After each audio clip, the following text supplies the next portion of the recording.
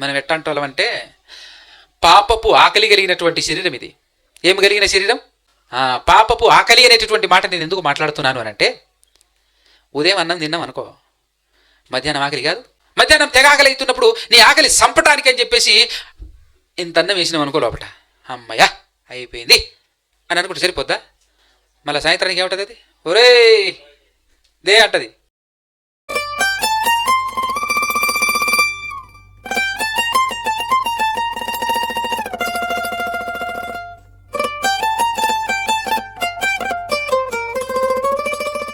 సర్వోన్నతుడు, సర్వాధికారి, సమస్త సృష్టిని సృష్టించినటువంటి మన అందరికన తండ్రి అయిన ఆ దేవాది దేవునికి, ఆయన కుమారుడు, మన రక్షకుడు యేసుక్రీస్తు ప్రభుల వారి ద్వారా పరిశుద్ధాత్మ సహాయముతోనే స్తుతులు, స్తోత్రములు, కృతజ్ఞతాస్తుతులు చెల్లించుచున్నాను. అదేవిధంగా ఆయన మాటలు వినబడినటువంటి మాటలను హృదయంలో పదిలపరుచుకొని వాటి ప్రకారంగా బ్రతకాలనేటటువంటి ఆలోచన, అంత మాత్రమే కాకుండా బ్రతుకుతూ కనీసం ఒక్కరిద్దరినైనా మనం నేర్చుకున్న మన హృదయంలో పదిలపరుచుకున్నటువంటి సత్యవాక్యాన్ని నేర్పించగలిగేటటువంటి స్థితి అక్కడికి వెళ్ళాలి. ఆ విధంగా నేను పని చేయాలి.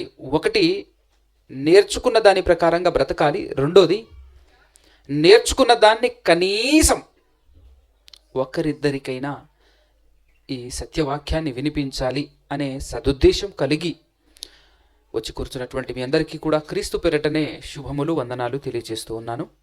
జాగ్రత్తగా కొన్ని విషయాలు మనం నేర్చుకునేటటువంటి ప్రయత్నం చేద్దాం.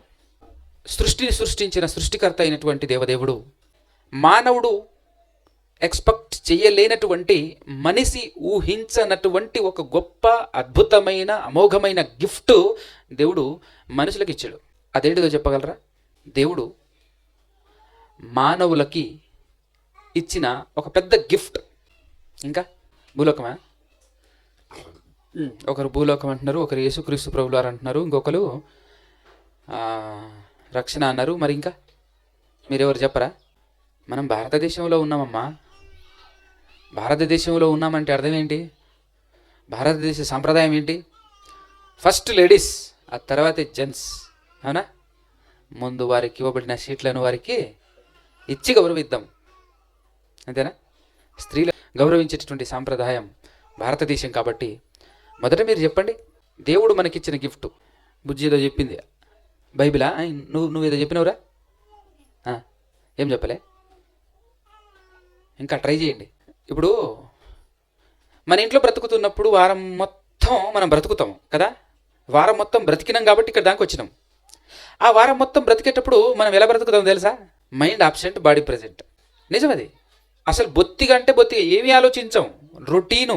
అదేదో ఫీల్ అవ్వకండి, పశువులు ఉంటాయి కదా, వాటికి ఒక సర్కిల్లో తిప్పటం నేర్పించేసిన తర్వాత రొటీన్గా దాన్ని ఆలోచించాల్సిన పని ఉందా? తిరుగుతూనే ఉంటుంది ఆటోమేటిక్గా. మనం కూడా ఏం చేస్తాం? ఉదయాన్నే లేవాలి, కొన్ని కార్యకలాపాలు చేసుకోవాలి, ఫ్రెష్ అప్ అయిపోవాలి, టిఫిన్ చేసుకోవాలి, తినాలి, ఆ తర్వాత మరలా పనికి వెళ్ళిపోవాలి, మరలా మధ్యాహ్నం తినాలి, ఆ తర్వాత సాయంత్రానికి మళ్ళీ తినాలి, ఏమైనా పని ఉంటే చూసుకోవాలి, ఆ తర్వాత మళ్ళీ పడుకోవాలి, పడుకున్న తర్వాత మళ్ళీ లేవాలి ఉదయాన్నే. రొటీన్.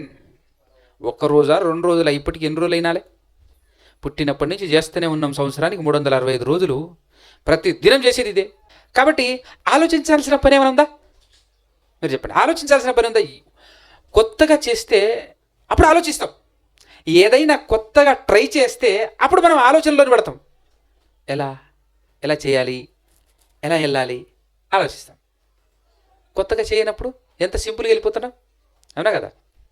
ఫర్ ఎగ్జాంపుల్గా మీరు చాలామంది ఆ ఊర్లో పంటి బేరానికి వెళ్తుంటారు కదా. ఫస్ట్ రోజు వెళ్ళిన రోజు ఎట్లా వెళ్ళారు మీరు చెప్పండి, ఎక్స్పీరియన్స్. ఫస్ట్ టైం వెళ్ళేటప్పుడు చాలా సిగ్గు, రకరకమైనటువంటి ఫీలింగ్సు.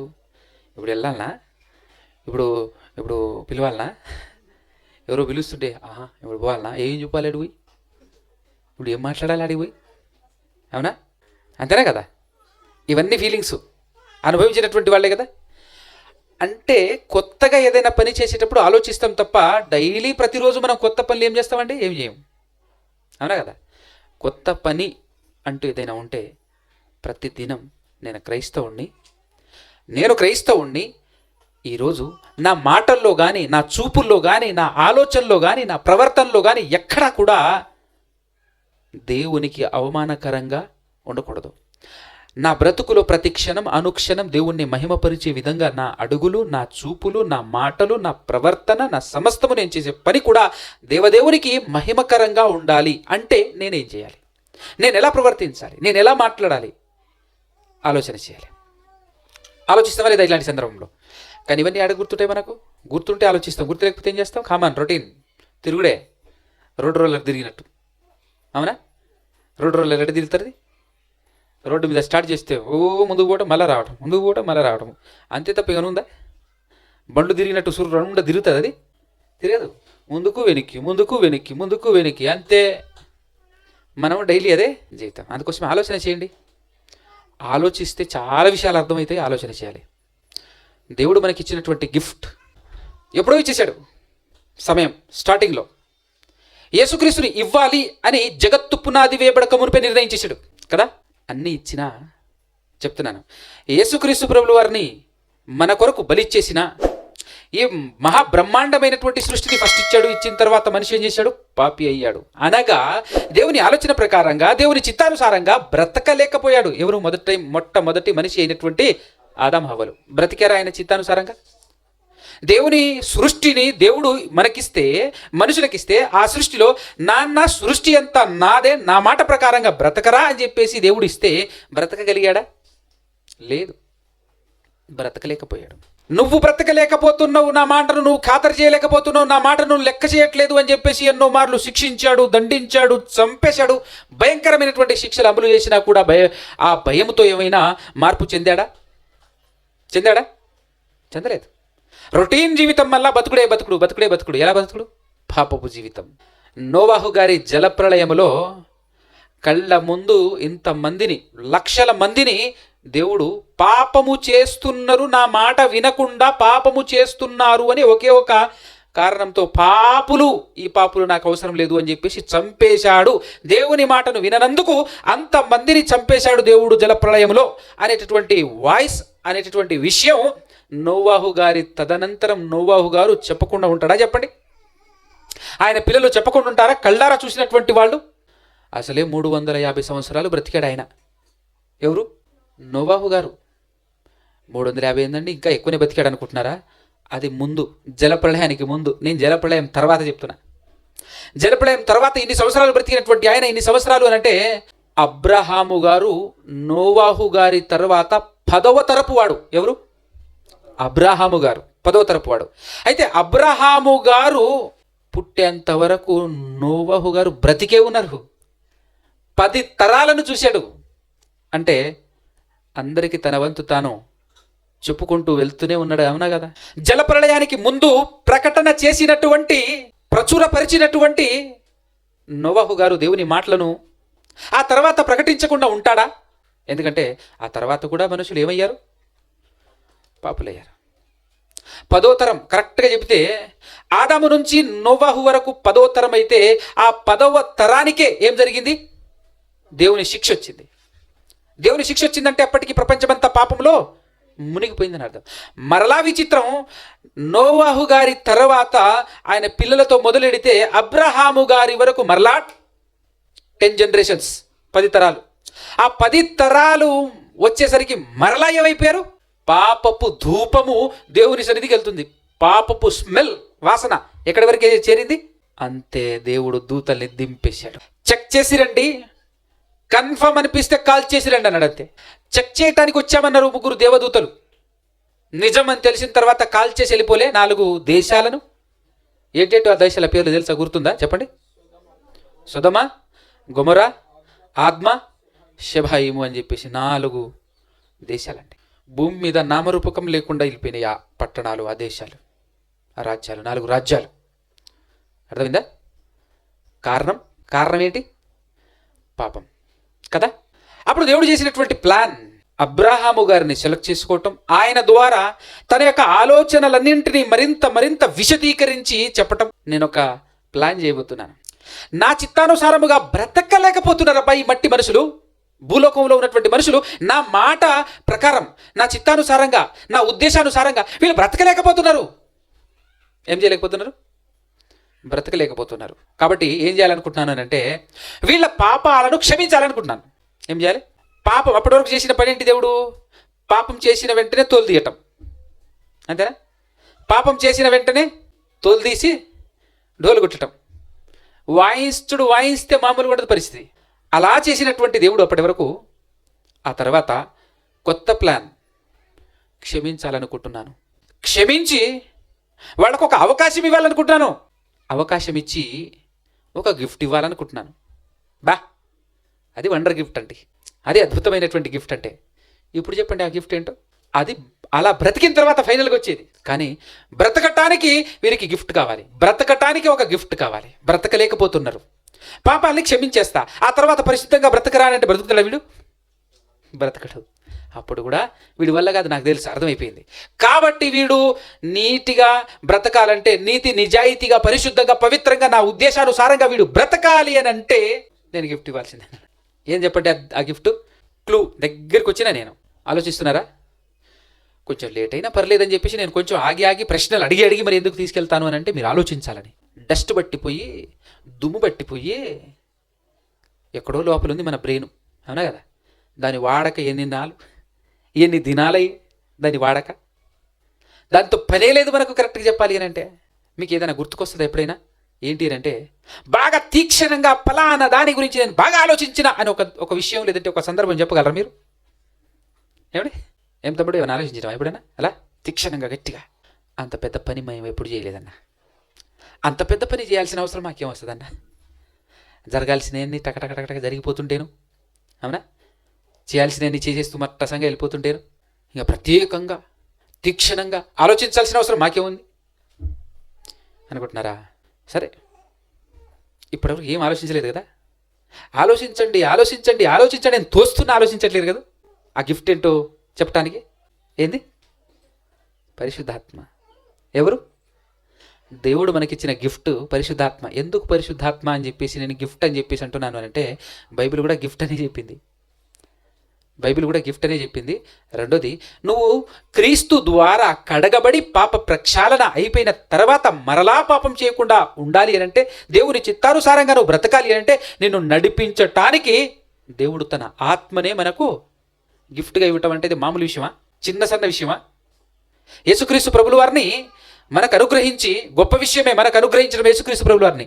కానీ యేసుక్రీస్తు ప్రభుల వారి ద్వారా అప్పటి వరకు మనం చేసిన పాప ప్రక్షాళన జరుగుతుంది.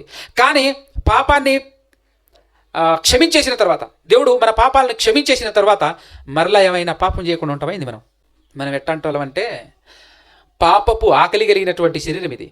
ఏం కలిగిన శరీరం?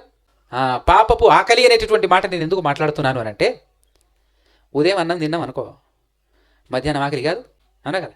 మధ్యాహ్నం తెగ ఆకలి అవుతున్నప్పుడు నీ ఆకలి సంపటానికి అని చెప్పేసి ఇంత అన్నం వేసినాం అనుకో, లోపల అమ్మయ్య అయిపోయింది అని అనుకుంటే సరిపోద్దా? మళ్ళీ సాయంత్రానికి ఏముంటుంది? అది ఒరే దే అంటది, అవునా కదా? అట్లాంటిది మన శరీరం పాపం విషయంలో. ఈరోజు పాపం చేశాం, నీ పాపాలు మొత్తం క్షమించబడ్డాయి అని దేవుడు క్రీస్తు ద్వారా నిన్ను క్షమించేశాడు అనుకో, ఇంక అయిపోయిందంటావా మనం? మరలా శరీరం అంటది మన దేహం కదా, మన మనస్సు మరలా పాపం చుట్టే తిప్పుతుంది. ఎందుకంటే లోకం నిండా పాపం ఉంది. లోకం నిండా ఏముంది? పాపం ఉంది. కాబట్టి ఆ లోకంలో, పాపపు లోకంలో మనం బ్రతుకుతున్నాం కాబట్టి అడుగడుగున ప్రతి చోట చుట్టుపక్కల కనబడుతున్నది పాపమే. కాబట్టి ఆ పాపాన్ని చూసిన తర్వాత మనం అట్రాక్ట్ అవ్వటం, మనం ఆకర్షితులై ఆ పాపం వెంట పరిగెత్తడం అనేటటువంటిది కామన్ అన్న సంగతి చరిత్ర చెప్పట్లే మనకు. గత చరిత్ర ఏం చెప్తుంది? ఇప్పుడు ఎంత చేసినా, ఎన్ని శిక్షించినా, ఎన్నిసార్లు గడ్డి పెట్టినా, చంపేసినా కూడా ఒక్కరన్న మాటినారా? అక్కడ దాకా ఎందుకనండి? నా ప్రజలు అని చెప్పేసి ఇశ్రాయేల్ని తన ప్రజలుగా ఎంచుకొని దేవదేవుడు ఐగుప్తులో బానిస బ్రతుకులు 1, 2, 3 కాదు 400 సంవత్సరాలండి. 400 సంవత్సరాలు బానిస బ్రతుకులు బ్రతుకుతుంటే, ఆ బానిస బ్రతుకుల్లో నుంచి వారిని విడిపించుకొని సముద్రాన్ని ఎదురుగా కనబడినటువంటి సముద్రాన్ని 2 పాయలుగా చేసి ఆ సముద్రాన్ని దాటించి తీసుకొచ్చేసిన తర్వాత, ఇన్ని అద్భుతాలు కళ్ళారా చూసిన తర్వాత కూడా తప్పు చేయకుండా, పాపం చేయకుండా ఉండగలిగారా? చెప్పండి. పాపం చేస్తూనే ఉన్నారు. వీళ్ళకు బుద్ధి రావాలి అని చెప్పేసి వాళ్ళ కళ్ళ ముందే ఆఫ్టర్ ఆల్ ఒక కట్టెలు ఏరుకోవటానికి శనివారం రోజు ముందుకు బయటికి వెళ్తే కట్టెలు ఏరుకున్నా నేను ఊరుకోను చంపేస్తా అని చెప్పేసి ప్రపంచానికి ఆనాడు ఉన్నటువంటి ఇజ్రాయేలుకి అర్థం కావాలని ఆయన్ని రాళ్ళు రువ్వి చంపించేసేటట్టుగా ఆజ్ఞాపించిన అతను కళ్ళ ముందే ఆ కట్టెలు ఏరుకున్నటువంటి వ్యక్తిని చంపేసినా వీళ్ళకి రాదాయే బుద్ధి. చంపింది వీళ్ళే, మరలా వీళ్ళే ఏం చేస్తారు? పాపం చేస్తారు. చూడు, బుద్ధి ఉండొద్దు, ఆలోచన చేయొద్దు. ఆలోచించనంత వరకు మనిషి అజ్ఞానియే, ఆలోచించనంత వరకు పిచ్చోడికి మనకు తేడా ఉండదు. ఎన్నిసార్లు పట్టుకొచ్చినా కూడా వాడు పిచ్చి కాగితాలు ఏరుకోవడం మానడు. పిచ్చోడు, అవునా కదా? రోడ్డు పడిపోతూ ఉంటారు చూసారా, రోడ్ల పడి వెళ్తుంటారు పిచ్చోళ్ళు, చూసారా ఎప్పుడైనా? పిచ్చి కాగితాలు ఏరుకుంటూ వెళ్తుంటారు. నువ్వు ఎన్నిసార్లు పట్టుకొచ్చినా. ఈ సందర్భంలో ఇప్పుడు గుర్తుకొస్తుంది ఏంటంటే దేవుడు చెప్పినటువంటి మాటే, కడగబడిన పంది. నెక్స్ట్ మాట, మరలా బురదలో దొరిలినట్టు. తర్వాత ఇంకొక మాట కూడా ఉంటుంది, చెప్పండి. కుక్క తన వాంతికి తిరిగినట్టు మానవ బతుకు కూడా గంతే అన్న వాస్తవం అర్థం కావట్లేదు ఇక్కడ చూస్తుంటే. కళ్ళ ముందు శనివారం రోజు కట్టెలేరుకటానికి పోయాడు అని అంటే నా మాటను వ్యతిరేకించాడు. పాపం అంటే ఏంటి? ఏదో విచారము, లేకపోతే పెద్ద పెద్ద నరహత్యలు ఆడదానికి పోనవసరం లేదు. దేవుని చిత్తానుసారంగా దేవుని మాటల ప్రకారం నువ్వు బతకకపోయినా అదే పాపము. అర్థమవుతుందా? కాబట్టి అలా చేసినటువంటి వ్యక్తిని రాళ్ళు రువ్వి మీరే చంపండి అని వాళ్ళ చేతిని ఎందుకు చంపించాడు తెలుసా? వీళ్ళకి బుద్ధి రావాలని, వీళ్ళకి అర్థం కావాలని. అరే మనమే కదా చంపింది, రాళ్ళు రువ్వి మనమే కదా చంపింది. నిన్న దేవుని మాటల ప్రకారంగా బ్రతకనటువంటి వ్యక్తిని మనమే కదా చంపింది.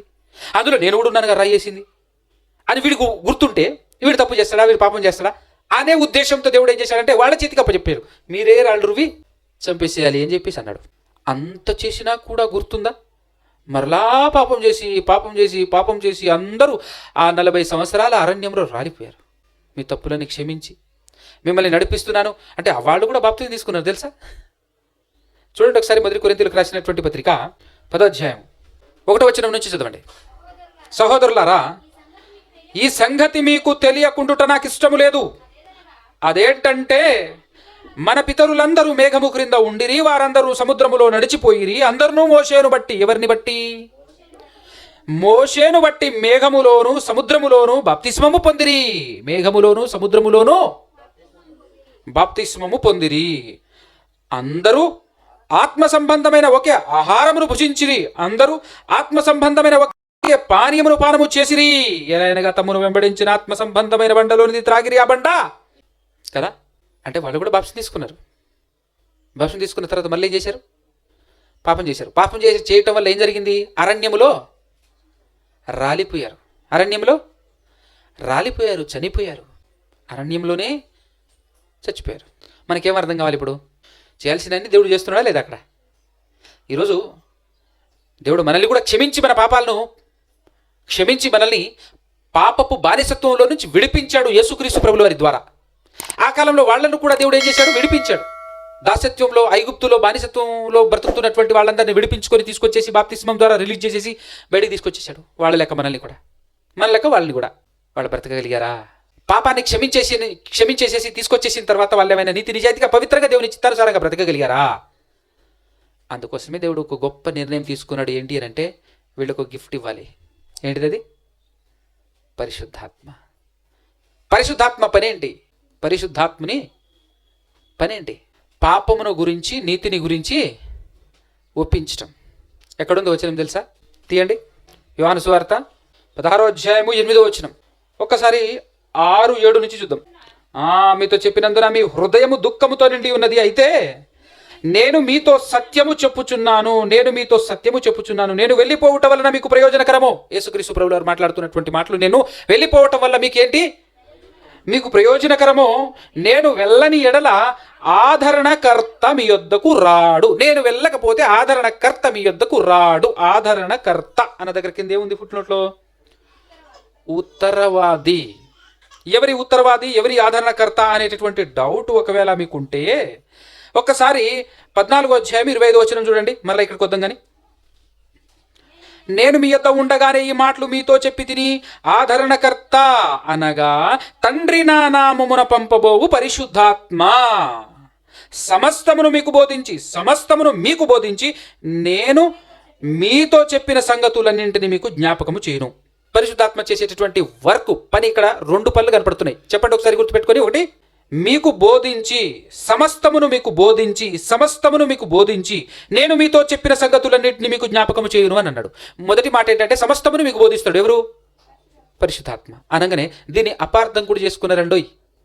దీన్ని ఎలా అపార్థం చేసుకున్నారు నేటి కాలంలో ఉన్నటువంటి బోధకులు అని అంటే, బైబిల్ పక్కన పెట్టేసి పరిశుద్ధాత్ముడు నాకు నేర్పిస్తున్నాడు అని చెప్పేసి కొత్త సంగతులు మాట్లాడుతున్నారు, బైబిల్లో లేని సంగతులు మాట్లాడుతున్నారు.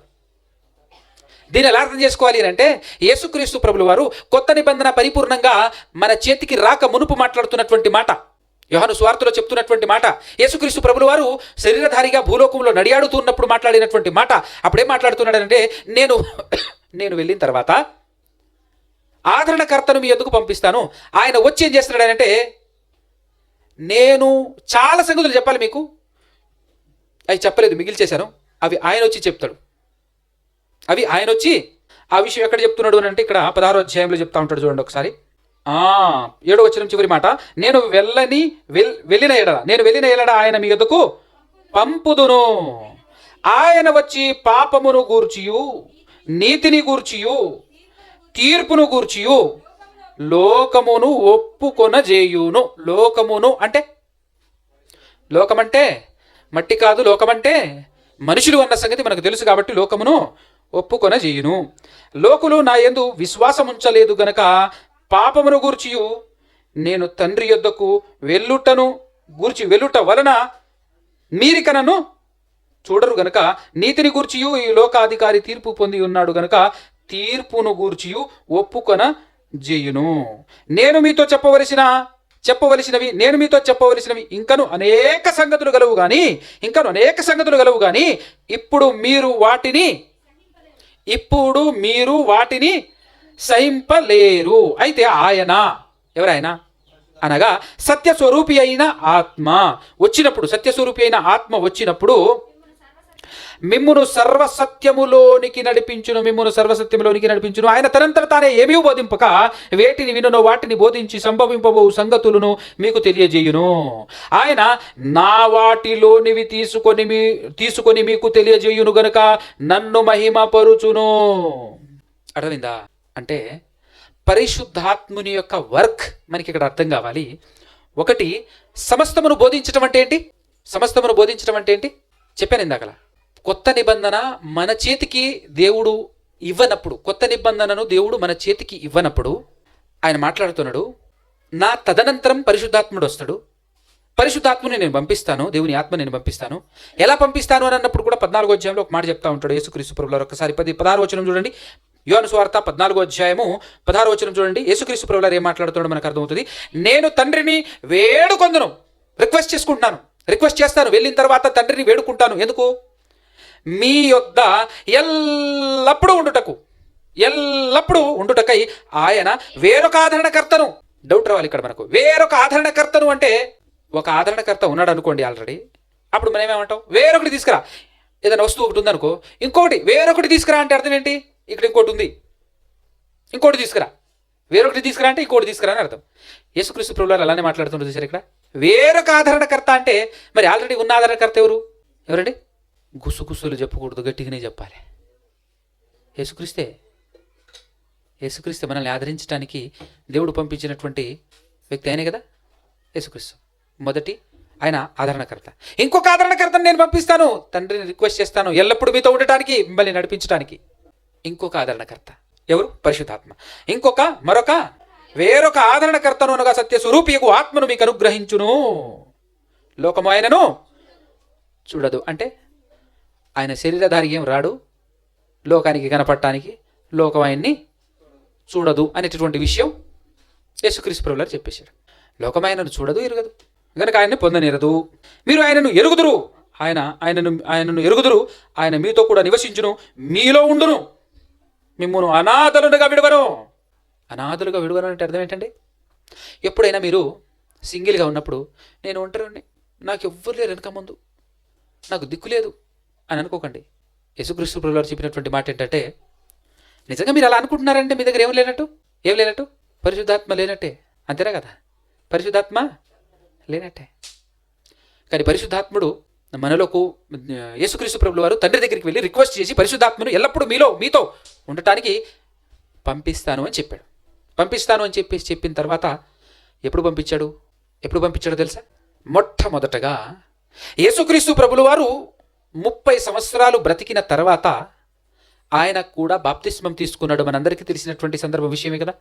యేసుక్రీస్తు ప్రభుల వారు బాప్తిస్మం తీసుకున్నప్పుడు పరిశుద్ధాత్మ పావురుమోలే ఆకాశములో నుంచి ఆకాశము చీల్చబడి పరిశుద్ధాత్ముడు పావురుమోలే యేసుక్రీస్తు మీదికి దిగటం మనం బైబిల్లో చూసాం కదా. అప్పుడు పరిశుద్ధాత్మ పూర్ణుడుగా యేసుక్రీస్తు ప్రభుల వారు లోకంలో బ్రతికాడు. అక్కడి నుంచి తర్వాత మనుషుల మీదకి ఎప్పుడు వచ్చాడు, లేదంటే శిష్యుల మీదకి ఎప్పుడు వచ్చాడు? పెంతుకొస్తను పండగ దినం అంటే యేసుక్రీస్తు ప్రభుల వారు శ్రమపడి 3వ దినాన తిరిగి లేచి 40 రోజులు అందరికీ కనబడి ఆ తర్వాత వెళ్ళిపోయిన తర్వాత మరికొద్ది దినాలకు పెంతుకొస్తు అనేటటువంటి పండగ దినాన యెరూషలేములో శిష్యులందరూ కూడుకొని ఉన్నప్పుడు ఆ రోజు పరిశుద్ధాత్ముడు దిగటం ఒక్కసారి చూద్దాం మనం. అపోస్తల కార్యం 2వ అధ్యాయము 1, 2, 3 వచనాలు. పెంతుకొస్తను పండగ దినము వచ్చినప్పుడు అందరూ ఒక చోట కూడి ఉండిరి. అప్పుడు వేగముగా వీచు బలమైన గాలి వంటి ఒక ధ్వని ఆకాశము నుండి అకస్మాత్తుగా వారు కూర్చుండి ఉన్న ఇల్లంతయు నిండెను, మరియు అగ్ని జ్వాలల వంటి నాలుకలు విభాగింపబడినట్టుగా వారికి కనబడి వారిలో ఒక్కొక్కని మీద వ్రాలగా అందరూ పరిశుద్ధాత్మతో నిండిన వారై ఆ ఆత్మ వారికి వాక్శక్తిని అనుగ్రహించిన కొలది అన్య భాషలతో మాట్లాడిరి. అర్థమవుతుందండి? పరిశుద్ధాత్మ మొట్టమొదటగా యెరూషలేములో ఉన్నటువంటి శిష్యుల మీద దిగినప్పుడు, వారందరూ మేడగదిలో ఉన్నప్పుడు పరిశుద్ధాత్మ దిగిన వెంటనే అక్కడ జరిగినటువంటి కార్యక్రమం ఏంటి అని అంటే, వాళ్ళు పరిశుద్ధాత్మ పూర్ణులై పరిశుద్ధాత్మతో నిండుకున్నటువంటి వారై ఏం చేశారు అని అంటే అన్య భాషలతో మాట్లాడారు. ఏం చేశారు? పరిశుద్ధాత్ముడు రాగానే అన్య భాషలతో మాట్లాడారు. ఆ తర్వాత 2వ మారు వీళ్ళు ఇశ్రాయేలీయులు, వీరు సున్నతి సంబంధులు, వీళ్ళ మీదకి దిగి వచ్చింది. ఆ తర్వాత అన్యులుగా పిలువబడినటువంటి వారి మీదకి ఎప్పుడు వచ్చింది అని అంటే ఇదే అపోస్తుల కార్యములు 10వ అధ్యాయం. మనందరికీ కొర్నేలి గారు ఎంతమందికి తెలుసు? తెలియదా? ఎంతమందికి తెలుసు కొర్నేలి గారు? కొర్నేలి గారు పరిచయం ఉన్నాడు, మాకు తెలుసు అన్న వాళ్ళు ఎవరైనా ఉంటే చేతులు లేపండి. ఏమనాలి నేను ఇప్పుడు? ఏమనాలో తెలుసా? అయ్యో ఎంత మాయకులు! కాదు, ఎంత సోమరులు! అంతే కదా. కొర్నేలి గారు తెలియదా? అవునా కదా. రక్షణ పొందుటలో అన్యులమైన మన బ్యాచ్లో మొదటి వ్యక్తి అయిన మనమందరం ఎవరము? ఇజ్రాయేలీయులమా? అన్యులం. ఒక మాటలో చెప్పాలంటే మొట్టమొదట రక్షణ పొందిన మన రక్షణ విషయంలో మన పితామహుడు అని చెప్పొచ్చు. అవునా కదా. అన్యులలో మొట్టమొదటి వ్యక్తి రక్షణ పొంది దేవుని చెంతకు, క్రీస్తు ద్వారా దేవుని చెంతకు నడిపింపబడిన వ్యక్తి. ఓహో, అన్యులకు కూడా ద్వారం తెరవబడిందనమాట. సర్వసృష్టికర్త అయినటువంటి దేవదేవుడు అన్యులను కూడా యూదులతో సమముగా ఎంచుచున్నాడనమాట. ఇద్దరికి సమాన వారసత్వమును కల్పించుచున్నాడనమాట అనేటటువంటి విషయం ప్రపంచానికి తెలియబడినటువంటి విషయం కొర్నేలి ద్వారా. ఆయన ఒక అన్యుడు అయినప్పటికీ ఆ కాలంలో ఒక అధికారి అయినప్పటికీ మంచి భక్తిపరుడండి. మంచి భక్తి శ్రద్ధలు కలిగినటువంటి వ్యక్తి. దేవుడెవరో తెలియకపోయినా దేవుడంటే భయంకరమైన భయం, చచ్చేంత భయంతో భయభక్తులు కలిగి ఎల్లప్పుడూ తన దగ్గర ఉన్న వాటితో చక్కగా అద్భుతంగా భక్తి చేస్తూ బ్రతుకుతున్నాడు. దేవుడు ఎవరో తెలియదన్న మాటే కానీ తన భక్తి మాత్రం యథార్థమైనది, తన భక్తి మాత్రం దేవుడు గుర్తించదగినటువంటిది. అందుకోసమే దేవుడు గుర్తించి దేవదూతలు పంపించి ఆ దేవదూతల చేత నాన్నా నీకు సర్వసత్యం తెలియాలి, నువ్వు తెలుసుకోవాలి అని అంటే సర్వసత్యాన్ని చేత పట్టుకొని క్రీస్తుకు బ్రాండ్ అంబాసిడర్లుగా తిరుగుతున్నటువంటి వాళ్ళు ఉన్నారు ఆ కాలంలో. నీ దగ్గరలోనే పేతురు అనబడినటువంటి ఒక అపోస్తలుడు ఉన్నాడు, ఆయన పిలిపించుకో, ఆయన చెప్తాడు అని చెప్పేసి అన్నప్పుడు ఆయనను పిలిపించుకుంటాడు. ఆయనను పిలిపించుకున్న తర్వాత, ఇటు వినండి జాగ్రత్తగా, ఆయనను పిలిపించుకున్న తర్వాత ఆయన ఈ కొర్నేలి గారి ఇంటికి వచ్చేసి దేవుని గురించును, దేవుడు ఈ లోకానికి పంపించిన తన ప్రియ కుమారుడైన యేసుక్రీస్తు ప్రభుల వారి గురించును. ఆ యేసుక్రీస్తు ప్రభుల వారు అందరికీ ప్రభువు, తన మన అనేటటువంటి తేడా లేకుండా, యూదులు అన్యులు అనేటటువంటి తారతమ్యము లేకుండా దేవుడు అందరికీ దేవుడై ఉన్నాడు. ఆ దేవుడు తన ప్రియకుమారుడైన యేసుక్రీస్తు ప్రభుల వారిని అందరికీ పైగా అధికారిగా ప్రభువుగా నియమించి ఉన్నాడనేటటువంటి వాస్తవాన్ని చెబుతూ అలా కంటిన్యూషన్ చేస్తున్నప్పుడు జరిగినటువంటి సందర్భం ఇప్పుడు ఒకసారి మనం చూద్దాం. 10వ అధ్యాయము అపోస్తుల కార్యములు 44 నుంచి చూసినట్లయితే మనకు ఒక విషయం అర్థమవుతుంది. పేతురు ఈ మాటలు ఇంకా చెప్పుచుండగా అతని బోధ విన్న వారందరి మీదికి పరిశుద్ధాత్మ దిగెను. సున్నతి పొందిన వారిలో పేతురుతో కూడా వచ్చిన విశ్వాసులందరూ పరిశుద్ధాత్మ వరం ఏంటంటది? పరిశుద్ధాత్మ వరము అంటే అదే గిఫ్ట్, అవునా? వరము అన్యజనుల మీద సహితము కుమ్మరింపబడుట చూచి విభ్రాంతి నొందిరి. ఎలా అనగా వారు భాషలతో మాట్లాడుచు దేవుని ఘనపరుచుచుండగా వినిరి. భాషతో మాట్లాడుచు, ఏ భాషతో? ఉన్న భాషతోనే. వాళ్లకు అప్పటి వరకు వాళ్ళు నేర్చుకున్నటువంటి భాషతోనే వాళ్ళు మాట్లాడటం. ఇప్పుడు ఆ సందర్భంలో కూడా మనం ఏం చూసాము? చక్కగా భాషలు మాట్లాడారు, అన్య భాషలు మాట్లాడారు. ఇక్కడ భాషలు మాట్లాడారని ఉంది, అక్కడ అన్య భాషలు మాట్లాడారని చెప్పేసి రాయబడి ఉంది. పరిశుద్ధాత్ముడు వస్తే జరిగేటటువంటి కార్యక్రమం ఇది, అవునా? Very good. ఇది ప్రవచనానుసారమైనటువంటిదన్నమాట. ప్రవచన నెరవేర్పు.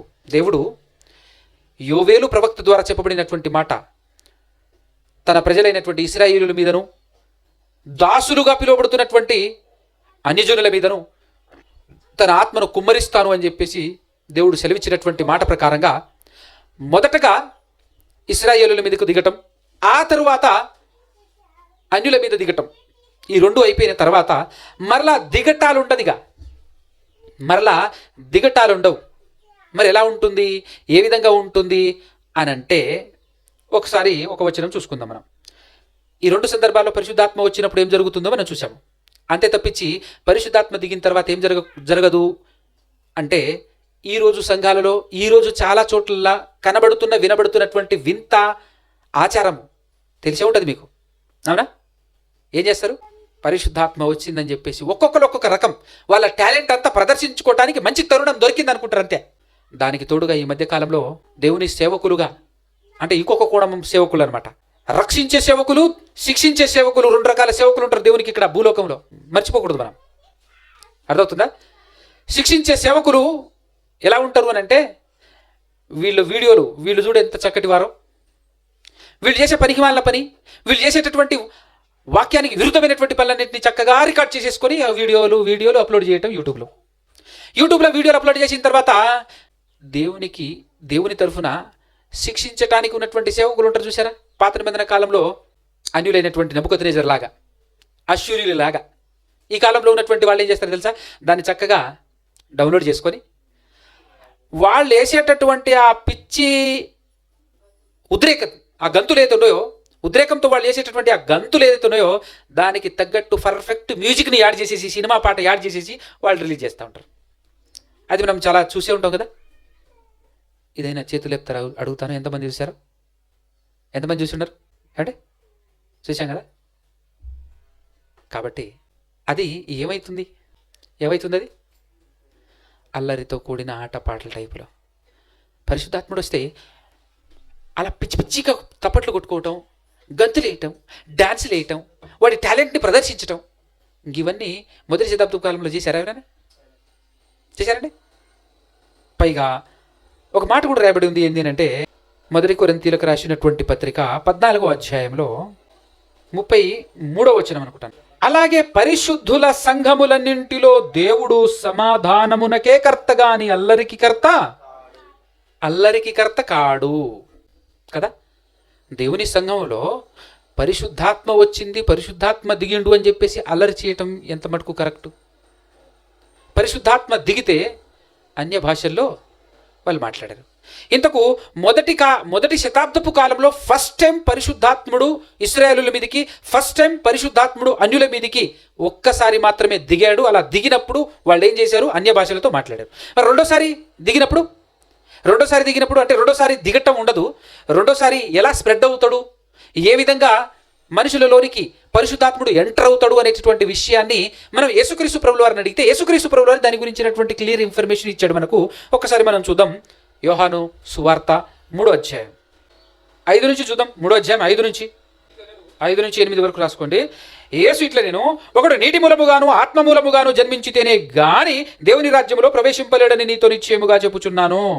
శరీర మూలముగా జన్మించినది శరీరమును, ఆత్మ మూలముగా జన్మించినది ఆత్మయునై ఉన్నది. మీరు క్రొత్తగా జన్మింపవలనని నేను మీతో చెప్పినందుకు ఆశ్చర్యపడవద్దు. గాలి తనకిష్టమైన చోటును విసురును, నీవు దాని శబ్దము విందువే గాని అది ఎక్కడ నుండి వచ్చునో ఎక్కడికి పోవునో నీకు తెలియదు. ఆత్మ మూలముగా జన్మించిన ప్రతివాడును అలాగే ఉన్నాడు అనేను. ఆత్మ మూలముగా జన్మించిన వాడు ప్రతివాడును అలాగే ఉన్నాడు అనేను. అర్థమైందా? అంటే ఆత్మ మూలముగా జన్మించడం అంటే బాప్తిస్మం తీసుకున్నప్పుడు మనలో ఆత్మ రావటం, పరిశుద్ధాత్ముడిని దేవుడు మనకు అనుగ్రహించటం. అలా మొదటి శతాబ్దంలో అపోస్తలులు పరిశుద్ధాత్మను పొందుకున్న తర్వాత పైనుంచి పరిశుద్ధాత్మ వీరి మీద అంటే అపోస్తలుల మీద దిగిన తర్వాత వాళ్ళు అన్య భాషలతో మాట్లాడారు. వాళ్ళు అన్య భాషలతో ఎందుకు మాట్లాడారు, అన్య భాష అంటే ఏంటి అనేటటువంటి విషయాలు ఇంకొక పాఠంలో కూలంకషంగా నీట్గా దాని గురించి మనం మాట్లాడుకునేటటువంటి ప్రయత్నం చేద్దాం.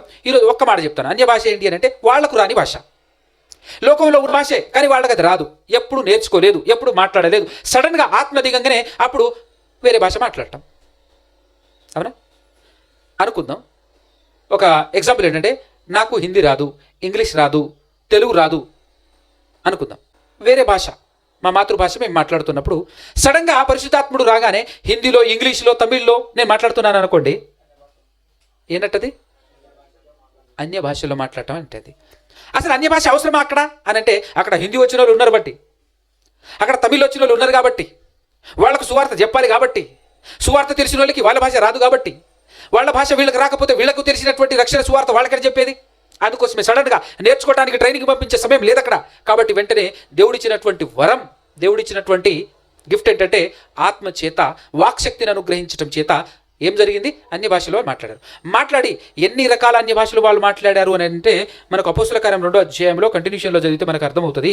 కానీ మన సమయాన్ని బట్టి నేను అవన్నీ చదివించను, కానీ నేను చదువుతాను, జాగ్రత్తగా నుండి 9వ వచనంలో ఎన్ని దేశాల నుంచి వచ్చారు వాళ్ళు, ఎంతమంది వచ్చారు అక్కడ యెరూషలేములో ఆ పండుగకు అని అంటే, పార్తీయులు, మాదీయులు, ఎలామీయులు, మెసొపొతామియా, యూదయ, కప్పదోకియా, పొంతు, ఆసియా, పృగ్రియా, పంపులియా, ఐగుప్తు అను దేశంలో నుండి దేశమందరి వారు, కురేను దగ్గర లిబియా ప్రాంతంలో ఎందుకు కాపురం ఉన్నవారు, రోమా నుండి ప్రవాసులుగా వచ్చిన వారు, యూదులు, యూదమత ప్రవిష్టులు, క్రేతీయులు, అరబీయులు మొదలైన మనమందరమును వాళ్ళు మాట్లాడుకుంటారు అక్కడ. మనమందరమును వీరు అంటే ఈ అపోస్తలులు మన భాషతో, ఏ భాషతో? మన భాషతో దేవుని గొప్ప కార్యములను వివరించుట వినుచున్నాము అని చెప్పుకొనిరి. చూసారా? అది అన్య భాష అంటే వాళ్ళ భాషతో వీళ్ళు మాట్లాడటం. వాళ్ళ భాష వీళ్ళకి రాదు, కానీ రాకునను వాళ్ళు సడన్గా ఎప్పుడైతే ఆత్మను పొందుకున్నారో వెంటనే మాట్లాడటం మొదలుపెట్టారు. అప్పుడు ఆ దేవుని అద్భుతమైనటువంటి కార్యాలన్నింటినీ, రక్షణ సువార్తను మొత్తం అందించేసిన తర్వాత, ఇదిగో దేవుడే తన ప్రియ కుమారుడైన యేసుక్రీస్తు ప్రభుల వారిని మన కోసం పంపిస్తే మనమందరం ఏం చేశామనంటే, ఎప్పటి నుంచో ఎదురు చూస్తున్నది కూడా మనం ఆయన గురించే, ఆయన కోసమే. మెస్సియా కావాలి, మెస్సియా రావాలి ఎదురు చూస్తున్నటువంటి మనం పిచ్చి తలకెక్కి పాపములో మునిగిపోయి, పాపానికి అలవాటు పడిపోయి మనం కూడా ఏం చేసామో తెలుసా? తన వాక్కును వ్యతిరేకించినట్టుగానే శరీరాన్ని దాల్చుకొచ్చినటువంటి ఈ వాక్యాన్ని కూడా మనం ఏం చేశాము? చంపేశాం. కానీ మరలా దేవుడు ఆయన్ని 3వ దినాన తిరిగి లేపి ఆయన్ని ప్రభువుగాను క్రీస్తుగాను నియమించాడు అనేటటువంటి విషయాన్ని ఎప్పుడైతే విశదీకరించేశారో పేతురు గారును కడమ అపోస్తలులందరూ మాట్లాడారో, అప్పుడు అర్థమైనటువంటి వాళ్ళందరూ ఏం చేశారు? ఒకసారి చదవండి. ఇప్పుడు 37 2వ అధ్యాయం అపోస్తల కార్యం 37. వారు ఈ మాట విని హృదయంలో నొచ్చుకొని, సహోదరులారా మేమేమి చేతుమని పేతురును కడమ అపోస్తలులను అడుగగా, పేతురు, మీరు మారు మనసు పొంది పాప క్షమాపణ నిమిత్తం ప్రతివాడును యేసుక్రీస్తు నామమున బాప్తిస్మము పొందుడి, అప్పుడు మీరు పరిశుద్ధాత్మను వరము పొందుదురు. జాగ్రత్త విండి, ఇక్కడ 2 విషయాలు మనకు అర్థం కావాలి. ఫస్ట్ ఏంటంటే, పరిశుద్ధాత్ముడు చేసినటువంటి పని, దేవుని మాటలను రక్షణ సువార్తను మనం ప్రచారం చేస్తున్నప్పుడు, మనం ప్రకటిస్తున్నప్పుడు మన మాటల వలన పరిశుద్ధాత్ముడు చేసేటటువంటి కార్యం ఏంటి అంటే వాళ్ళందరినీ ఒప్పింపజేస్తాడు. ఎంతమంది అయితే విన్నారో వాళ్ళందరినీ ఏం చేస్తాడు? ఒప్పింపజేస్తాడు. అదే కదా మనం చూసింది. ఎక్కడ? 16వ అధ్యాయము యోహాను సువార్తలో అదే కదా మనం చూసింది. ఒకసారి ఓపెన్ చేసి మళ్ళీ చూద్దాం ఒక మాట. 16వ అధ్యాయంలో 8వ వచనం, ఆయన వచ్చి పాపమును గూర్చియు నీతిని గూర్చియు తీర్పును గూర్చియు లోకమును ఒప్పింపజేయును. దేని గురించి? పాపమును గూర్చియు నీతిని గూర్చియు తీర్పును గూర్చియు, పాపమును గూర్చియు నీతిని గూర్చియు తీర్పును గూర్చియు లోకమును ఒప్పుకొని చేయను. ఇప్పుడు వీళ్ళందరూ ఒప్పుకున్నారంటే కారణం ఎవరు? పరిశుద్ధాత్మ చేసినటువంటి పని ఏంటి అని అంటే వాళ్ళందరినీ ఒప్పించాడు. ఒప్పించిన తర్వాత వాళ్ళు ఒప్పుకొని పూర్వపు పాపాలన్నీ కడగబడ్డ తర్వాత ఇల్లు క్లీన్ అవుతుంది. ఏమైనట్టు? ఇల్లు క్లీన్ అవ్వటం అంటే హృదయం పరిశుద్ధపరచబడుతుంది. ఇల్లు పరిశుద్ధపరచబడిన తర్వాత ఎంటర్ అవుతుంది పరిశుద్ధాత్మ లోపటికి. అదే జరిగింది ఇక్కడ చూడండి, అపోస్తలుల కార్యము 38లో. పేతురు మీరు మారు మనసు పొంది పాపక్షమాపణ నిమిత్తం ఫస్ట్ ఏం చేశారు వాళ్ళు? 37లో వారు ఈ మాట విని హృదయంలో నొచ్చుకొని సహోదరారా మేమేమి చేతుమని పేతురును అక్కడ మా అపోస్తలుని అడగగా, అంటే అయ్యా నిజంగా మీరు చెప్పినట్టు మేము పాపం చేసేసాము, యేసుక్రీస్తు ప్రభువులారిని దేవుడు పంపిస్తే మేము ఆయన పట్టుకొని చంపేశాం. ఒప్పుకున్నారు పాపం. ఇప్పుడు మేమేం చేయాలని చెప్పేసి సరెండర్ అయ్యారు, విధేయులయ్యారు కదా. అంటే ఈ కార్యం చేసింది ఎవరు? పరిశుద్ధాత్మ. పరిశుద్ధాత్మ అంటే ఎంటర్ అవ్వాల్సిన పనిలే. దేవుడు పరిశుద్ధాత్ముడు మొదట ఎంటర్ అవ్వకుండానే ఒప్పింపజేస్తాడు. ఒప్పింపజేసిన తర్వాత జరిగేటటువంటి పని ఏంటి? అవునా కదా. ఫర్ ఎగ్జాంపుల్గా ఒక ఇల్లు కొంటాం మనం, ఇది నాది అని ఫిక్స్ అవుతాం, కొంటాం. కొన్న తర్వాత ఏం గుర్తిస్తాం?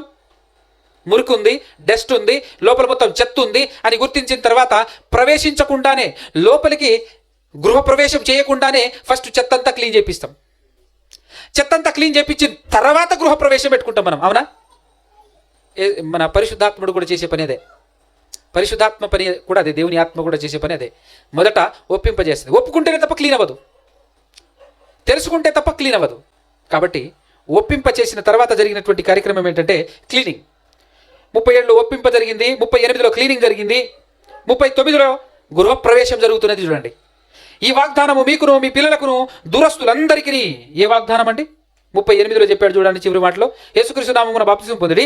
అప్పుడు ఎప్పుడు? పరిశుద్ధపరచబడ్డ తర్వాత, బాప్తిస్మం తీసుకున్న తర్వాత అప్పుడు మీరు పరిశుద్ధాత్మ అను వరం, ఏంటిది? గిఫ్ట్. పరిశుద్ధాత్మ అను వరము పొందుదురు. ఈ వాగ్దానము మీకును మీ పిల్లలకును దురస్తులందరికీ అనగా ప్రభువైన మన దేవుడు. ప్రభువు అనగానే ఇక్కడ తిక్లేటర్లో ఉందా? అది ఏ ప్రభువు? యెహోవా గురించి మాట్లాడుతాడు. అనగా ప్రభు అయిన మన దేవుడు తన యొద్దకు పిలిచిన వారికి అందరికీ ఏం చెందునని వారితో చెప్పెను. ఇంకను అనేక విధములైన మాటలతో సాక్ష్యం ఇచ్చి మీరు మూర్ఖులకు ఈ తరము వారికి వేరే రక్షణ పొందండి అని చెప్పేసి వారిని హెచ్చరించెను. కాబట్టి అతని వాక్యము అంగీకరించిన వారు బాప్తిస్మము పొందిరి. ఆ దినమందు ఇంచుమించు 3,000 మంది చేర్చబడిరి. ఎంతమంది?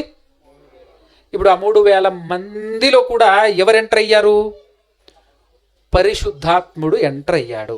ఇప్పుడు అపోస్తలులలోనికి ఎంటర్ అయిన పరిశుద్ధాత్ముడు ఎలాగైతే ఎంటర్ అయ్యారో ఆ ఎంటర్ అయ్యే ఆ విధానం కానివ్వండి, ఈ విధానము, ఈ రెండు విధానాల మధ్య వ్యత్యాసం కనబడుతుందా లేదా? కనబడుతుందా? అపోస్తలులు మేడగదిలో ప్రార్థన చేస్తూ ఉన్నప్పుడు దిగినటువంటి ఆత్మ బహుబలముగా కనబడి, అంటే ఎలా కనబడి? అగ్ని నాలుకలుగా విభాగింపబడినట్టుగా కనబడి అందరి మీద వ్రాలగా అందరికి వాక్శక్తిని అనుగ్రహింపబడింది అన్న సంగతి మనం చూసాము. అది బలముగా రావటం, మొట్టమొదట దిగిన తర్వాత అక్కడి నుంచి ఇక్కడికి వెళ్ళటమే. అంతేనా?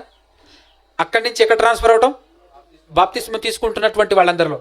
అది ఎలా జరిగింది అని అంటే యేసుక్రీస్తు ప్రభువు చెప్పారు చూసారా? ఎలా? గాలి ఎటు నుంచి వస్తుందో ఎటుకు పోతుందో తెలియదు. అలాగే పరిశుద్ధాత్ముడు నీలోనికి రావటం నీకు అర్థం కాదు. కానీ ఎప్పుడు అర్థమవుతుంది అని అంటే ఎంటర్ అయిన తర్వాత పాపము మరలా చేయాలి అని అనుకున్నప్పుడు. అవునా? ఫర్ ఎగ్జాంపుల్, దీని బెస్ట్ ఎగ్జాంపుల్ మీకు అర్థం కావాలి అంటే, నీట్గా సర్దినటువంటి, నీట్గా క్లీన్గా తుడిసినటువంటి ఇంట్లో చిన్న చెత్తబడ్డా కూడా వెంటనే కనబడిపోతుంది. చూడండి, కనబడదా? అన్నీ చెత్త ఉన్నటువంటి ఇంట్లో మరింత చెత్త వేసినా కూడా ఏం కనబడదా అండి? ఆల్రెడీ చెత్త ఉన్నటువంటి ప్లేస్లో ఇంకెంత చెత్త వేసినా కూడా వేసినట్టు కనబడదు. కానీ క్లీన్గా నీట్గా ఉన్నటువంటి ఇంట్లో చిన్న చెత్తబడ్డా కూడా కొట్టొచ్చినట్టు కనబడుతుంటుంది. అంటే అప్పుడప్పుడు చాలామంది ఎగ్జాంపుల్ చూపించేటటువంటి మాట అంటే, ఒక తెల్ల పేపరు దాని మీద ఒక చిన్న చుక్క పెట్టారు అనుకో, అందరికి ఏం కనపడుతుంది? తెల్ల పేపర్ చూపిస్తే అందరికి ఏం కనపడుతుంది?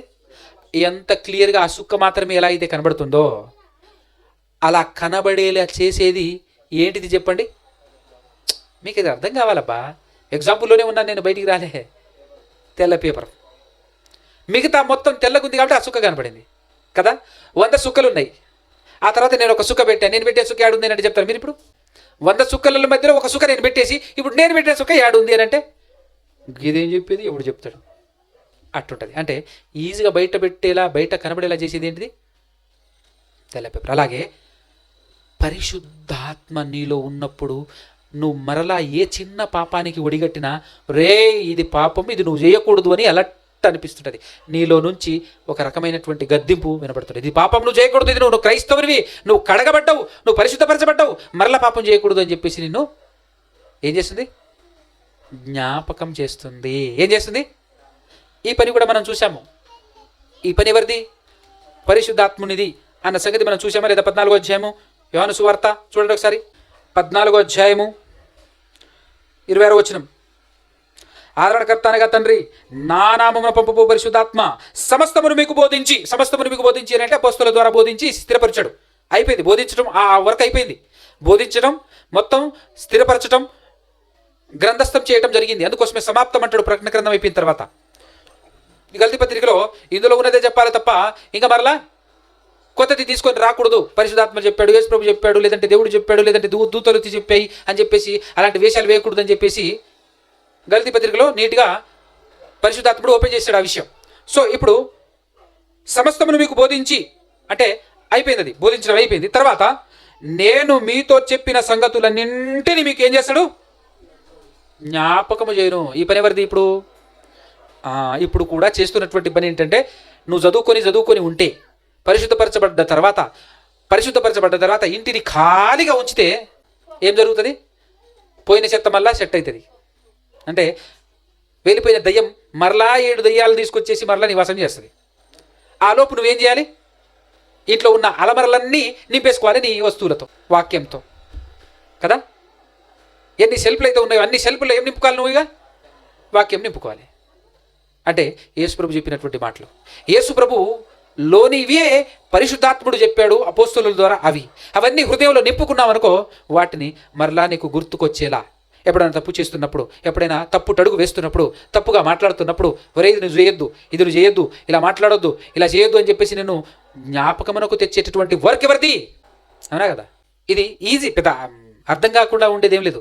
ఫర్ ఎగ్జాంపుల్గా జ్ఞాపకాన్ని తెచ్చేటటువంటి పని పరిశుద్ధాత్మది అని చెప్పడంలో ఈ విషయం మీకు అర్థం కావడం కోసం ఒక బెస్ట్ ఎగ్జాంపుల్ చెప్తాను. మనం స్టార్టింగ్లో చాలా ఇంట్లో మొత్తం సర్దిన తర్వాత చిన్న వస్తువులు అన్నీ ఇంట్లో సర్దుతాం కదా. పెద్ద ఇంట్లో సర్దిన తర్వాత వంట వండేటప్పుడు, ఏదన్నా పని చేసేటప్పుడు అనేక వస్తువులు అక్కడ అక్కరకు వస్తాయి. అలా అక్కరకు వచ్చినప్పుడు అవి జ్ఞాపకంలోనికి రాలేదనుకో, పని జరుగుతుందా? తల బాదుకోవాలి. ఎక్కడో పెట్టానే, ఇది దొరకట్లేదు అని చెప్పేసి ఇక చూడాలి పరిస్థితి. జ్ఞాపకానికి రాకపోతే పని జరగదు, పెట్టి మర్చిపోతే పని జరగదు. అందుకోసమే వాక్యం విన్న తర్వాత చదివిన తర్వాత మనం మర్చిపోతే మనం క్రైస్తవులం కాము, దేవుని పని జరగదు, దేవుని చిత్తానుసారంగా బ్రతకలేము, బ్రతకటం మన వల్ల. అందుకోసమే దేవునికి మన గురించి తెలుసు. చెడ్డవి మీరు మర్చిపోరు నాన్న, నాకు తెలుసు, మీరు ఎట్టాంటోలో నాకు తెలుసు. చెడ్డవాటి కోసం మంచి ఓపెన్ సెల్ఫ్లు ఉంటాయి లోపల, బ్రెయిన్లో ఓపెన్ పోర్షన్స్ ఉంటాయి. కానీ మంచియే అస్సలు గుర్తుపెట్టుకోరు మీరు, మాకు తెలుసు. మంచి వాటిని మర్చిపోతారు, చెడ్డ వాటిని మాత్రం అలా అంటి పెట్టుకుంటారు అంతే. అంతేనా? ఎవరైనా తిట్టారనుకోండి, ఎన్ని రోజులు జ్ఞాపకం ఉంటుందని? అబ్బా మర్చిపోం, జీవితాంతం మర్చిపోం. అదే మంచి మాటలు ఎన్ని చెప్పినా కూడా ఏ ఒక్కటైనా గుర్తుంటాయా?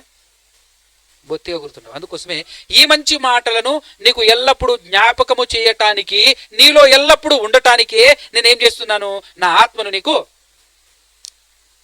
అనుగ్రహిస్తున్నాను, వరముగా ఇస్తున్నాను. ఎందుకు? జ్ఞాపకం చేయటం అంటే అర్థం ఏంటో తెలుసా? ఇలా నడువు, అలా నడువు, ఇలా మాట్లాడు, అలా మాట్లాడు, ఇలా బ్రతుకు, అలా బ్రతుకు అని నేను గైడ్ చేయటం జ్ఞాపకం చేయటం అంటే. అంతేనా? కాబట్టి వింటున్నటువంటిది, ఎల్లప్పుడూ చదువుతూ ఉన్నటువంటి ఈ వాక్యము మనకు గుర్తుండటం కోసం, గుర్తుకు తేవటం కోసం దేవుడు మనకిచ్చిన గొప్ప గిఫ్ట్, మనల్ని నడిపించడానికి దేవుడు మనకు అనుగ్రహించిన అద్భుతమైన గిఫ్ట్ ఏంటిది? పరిశుద్ధాత్మ. దేవుని ఆత్మను దేవుడు మనకు అనుగ్రహించటం అమోఘమైన విషయం, గొప్ప విషయం కాదంటారా?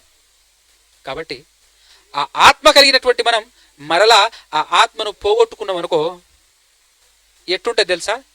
ఇందాక మాట్లాడినట్టే మరలా పాత రోత జీవితంలోనికి వెళ్ళిపోతాం. కడగబడినటువంటి పంది బురదలో దొరిలినట్టు, కుక్క తన వాంతికి తిరిగినట్టు మన బతుకులు అయిపోతాయి. క్రీస్తుకు పూర్వము అందరికీ పరిశుద్ధాత్మని దేవుడు అనుగ్రహించలేదు గనక వాళ్ళ బతుకు మారిన తర్వాత కూడా అనేకమైనటువంటి దేవుని అద్భుత కార్యాలు చూసిన తర్వాత కూడా వాళ్ళు నీతి నిజాయితీగా బతకలేకపోయారు. అవునా? కారణం ఇదే. ఎప్పటికప్పుడు మర్చిపోవడమే. ఏం మర్చిపోతున్నారు? దేవుని కార్యాలు, గొప్ప గొప్ప కార్యాలు తమ కల్లారా చూసినా మర్చిపోయి బతుకుతున్నారు పాపంలో. అందుకోసమే ఇక ఎలా జరగకూడదు. విచిత్రం అనిపిస్తుంది పాత నిబంధన చదివినప్పుడు.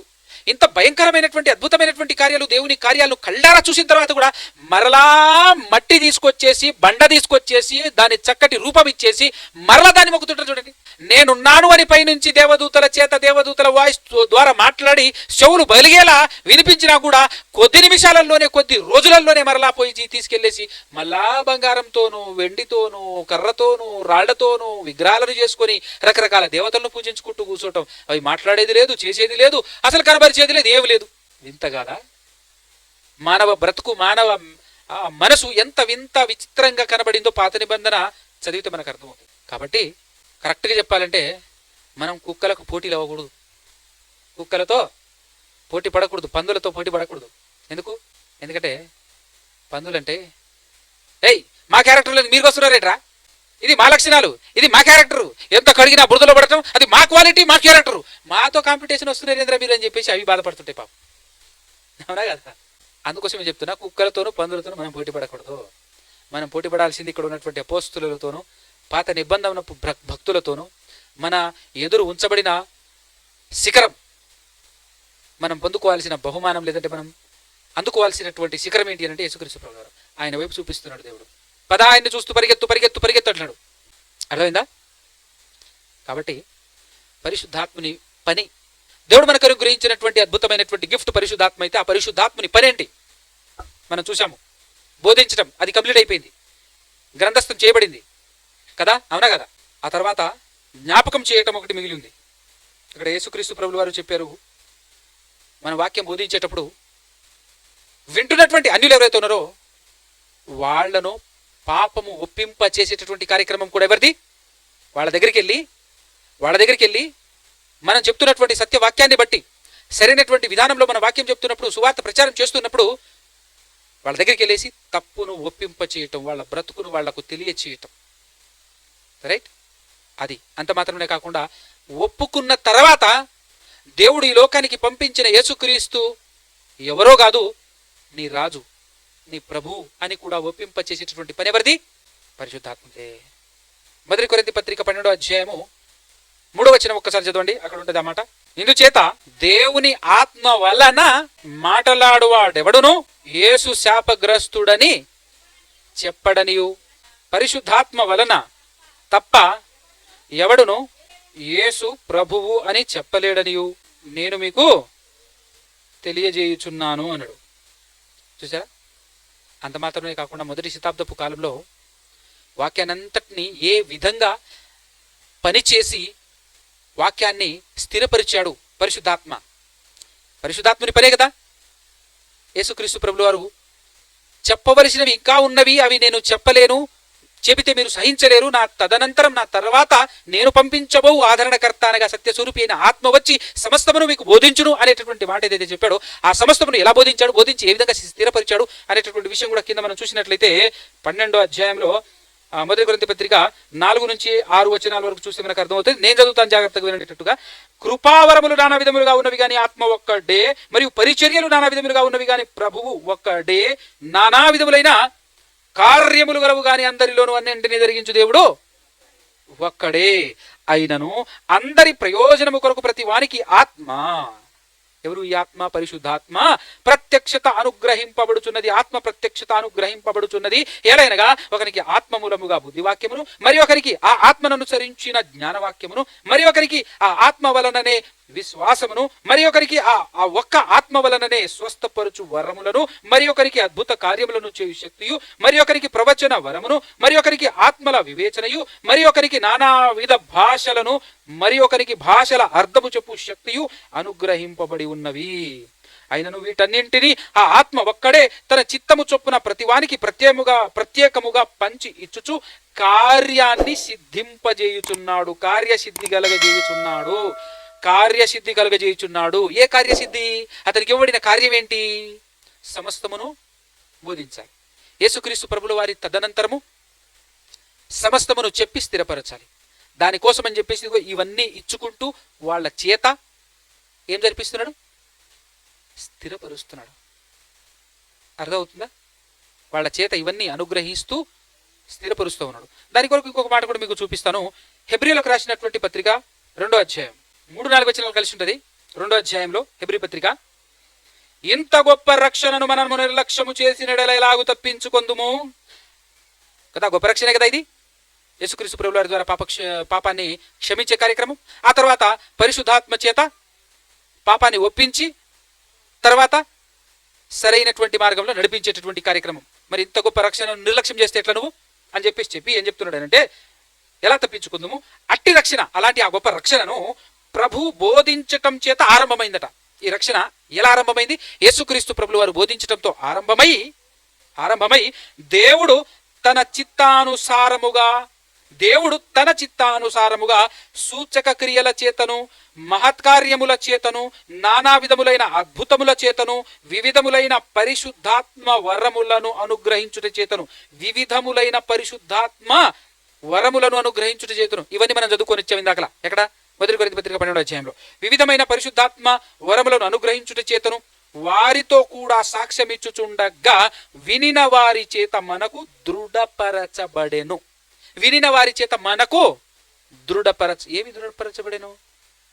ఏమి దృఢపరచబడెను? వాక్యము దృఢపరచబడెను. వాక్యమే దృఢపరచబడేనని ఎందుకు చెప్తున్నారు మీరు? కదా, డౌటే కదా. ఇట్లాంటి డౌట్ కూడా వస్తుంది. మరి దానికోసం సందర్భం చూస్తే అర్థమవుతుంది. ఒకసారి 1-2 వచనాలు కూడా పైన చదవండి. కావున మనము వినిన సంగతులను విడిచిపెట్టి కొట్టుకొని పోకుండునట్లు వాటి యందు మరి విశేషముగా జాగ్రత్త కలిగి ఉండవలెను.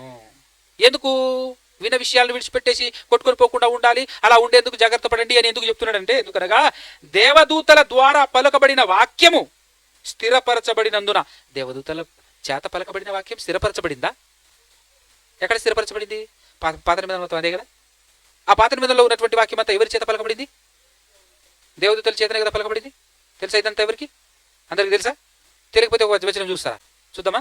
అపొస్తలుల కార్యములు 7వ అధ్యాయము 38. సీనాయి పర్వతము మీద తనతో మాట్లాడిన దేవదూతతోనూ మన పితరులతోనూ అరణ్యములో, అంటే సీనాయి పర్వతం మీద మాట్లాడింది ఎవరట? దేవదూత. 35 కూడా చూస్తే, అధికారిగాను తీర్పరిగాను నిన్ను నియమించిన వాడెవడని వారు నిరాకరించిన ఈ మోషేను అతనికి పొదలో కనబడిన దేవదూత ద్వారా దేవుడు ఆ అధికారిగాను విమోచకుడుగాను నియమించి పంపెను అన్నాడు. తర్వాత ఇంకా క్లారిటీగా మనకు అర్థం కావాలి అంటే 53 చూడండి ఒకసారి. దేవదూతల ద్వారా నియమింపబడిన ధర్మశాస్త్రమును మీరు పొందితిరి గాని దానిని గైకొనలేదని చెప్పాను. దేవదూతల ద్వారా నియమింపబడింది ఏడిది? ధర్మశాస్త్రము. ఇంకా పలకబడింది అనేటటువంటి మాట కూడా ఉంటుంది ఒక చోట. ఎక్కడనంటే గలతీయులకు రాసినటువంటి పత్రిక చూద్దాం, 19వ వచనం 3:18. అలాగైతే ధర్మశాస్త్రం ఎందుకు? ఎవరికి ఆ వాగ్దానము చేయబడను ఆ సంతానము వచ్చు వరకు, అంటే యేసుక్రీస్తు వచ్చేంత వరకు అది అతిక్రమములను బట్టి దానికి తర్వాత ఇవ్వబడను. అది మధ్యవర్తి చేత దేవదూతల ద్వారా నియమింపబడింది అని అంటున్నాడు. దేవదూతల ద్వారా నియమింపబడింది, దేవదూతల ద్వారా స్థిరపరచబడింది అనేటటువంటి విషయం మనం చూసాము.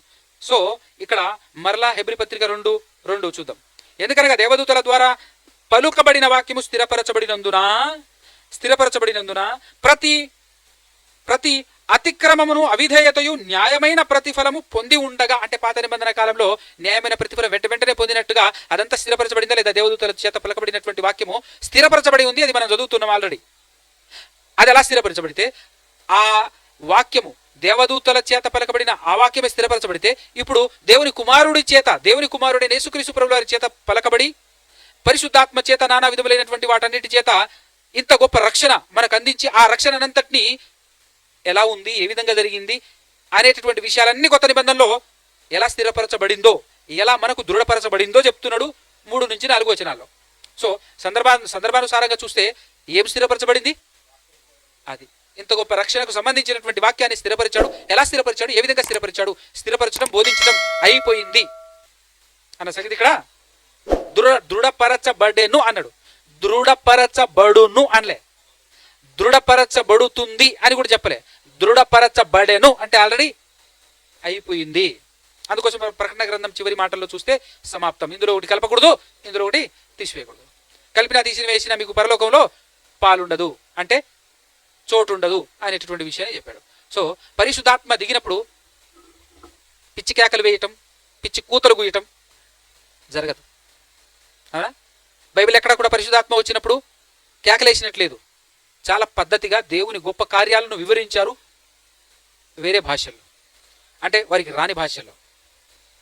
భాష అంటే అర్థమేంటో కూడా తెలియనటువంటి వాళ్ళు ఈరోజు పెద్ద పెద్ద పండితులై కూర్చున్నారు క్రైస్తవ సమాజంలో. కరెక్ట్గా చెప్పాలంటే సాతానే మానవ రూపం దాల్చితే ఎలా ఉంటుంది అనంటే నేటి కాలంలో ఉన్న పెద్ద పెద్ద పాస్టర్లను చూస్తే అర్థమైపోతుంది.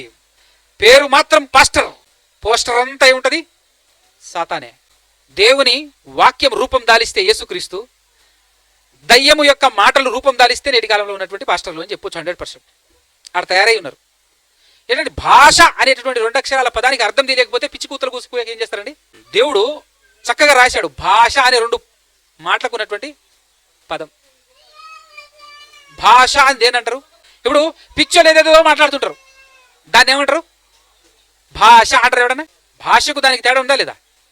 సో దేవుడు మనకు అవకాశం ఇస్తే ఇంకొక రోజు ఈ భాషల గురించి నీట్గా మాట్లాడి మీ ముందుంచేటటువంటి ప్రయత్నం చేస్తాను. అప్పటి వరకు విన్నటువంటి మాటలు జాగ్రత్తగా హృదయంలో పదిలపరుచుకొని మీకు దేవుడు అనుగ్రహించినటువంటి ఆత్మను మరలా పోగొట్టుకోకుండా ఆ ఆత్మను దుఃఖపరచకుడి, ఆ ఆత్మను ఆర్పకుడి అని చెప్పేసి పత్రికలలో దేవుడు సూచించాడు. ఎఫెసీ పత్రికలో ఒక మాట ఉంటుంది, దుఃఖపెట్టకండి అని చెప్పేసి, దేవుని ఆత్మను దుఃఖపరచకండి అని చెప్పేసి. తెసలోనికల పత్రికలో ఏముంటుంది అంటే ఆర్పకుడి ఆత్మను ఆర్పకుడి అని అంటాడు. రైట్? అలా ఆర్పకుండా, దుఃఖపెట్టకుండా జాగ్రత్తగా ఆత్మకు లోబడటం అంటే ఆత్మ ఎప్పుడైతే ఏ విషయాన్ని నీకు గుర్తుకు తెస్తుందో దేవుని మాటను ఆ మాట ప్రకారంగా బ్రతుకుతూ, ఆ మాట ప్రకారంగా నడుస్తూ, ఆ మాట ప్రకారంగా ప్రవర్తిస్తూ మనం అందరం ముందుకు సాగాలి. అప్పుడే ఆత్మకు కూడా మనం లోబడినట్టు. రైట్? కళ్ళు మూసుకొని తల్లోంచి నడిచిన ప్రార్థన చేసుకుందాం. పరమాత్ముడా, పరిశుద్ధుడా, పరమందు వాసునుడా, సకల ఆశీర్వాదాలకు కారణభూతుడైన తండ్రి, మీ ఘనమైన శ్రేష్టమైన నామానికి స్తుతి స్తోత్రాలు కృతజ్ఞతాస్తుతులు చెల్లించుచున్నాము. నాయన ఇదిగో తండ్రి, ఇప్పటి వరకు మేము విన్నటువంటి మాటలను తండ్రి మర్చిపోకుండా వాటి ప్రకారంగా బ్రతికి భాగ్యం అనుగ్రహించండి. మరి ముఖ్యంగా ఆత్మను గ్రహించి ఆత్మచేత మమ్మల్ని అందరినీ నడిపించమని ప్రాధేయపడుతూ బ్రతిమాలు కొంచెం ఇక్కడ ఉన్నటువంటి మీ పిల్లలందరినీ ఆత్మను గ్రహించి నడిపించమని అందరినీ మీ హస్తాలకు అప్పగించుకొనుచు మీ ప్రియ కుమారుడు మా ప్రభులోక రక్షకుడు యేసు ప్రభు పరిశుద్ధ నామమున ఈ ప్రార్థన అడిగి వేడుకొంచు బ్రతిమాలు కొంచున్నాను తండ్రి. ఆమేన్. అందరికీ వందనాలు.